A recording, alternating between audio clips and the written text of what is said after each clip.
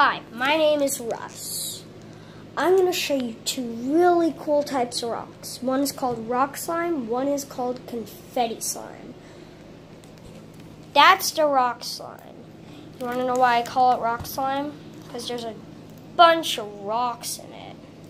Those aren't rocks, those are confetti pieces from the confetti slime. I mixed confetti slime with these rocks.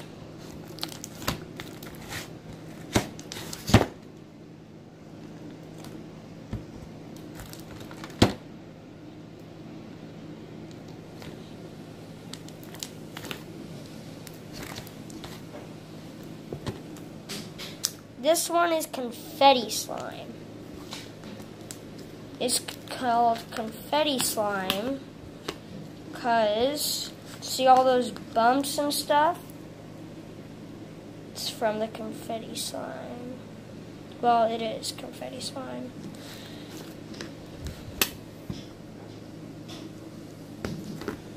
There are a lot of them. A lot of those bumps. Feels so good. You know crunchy slime? Yeah, it's like that, but a lot better. Less sticky too, look.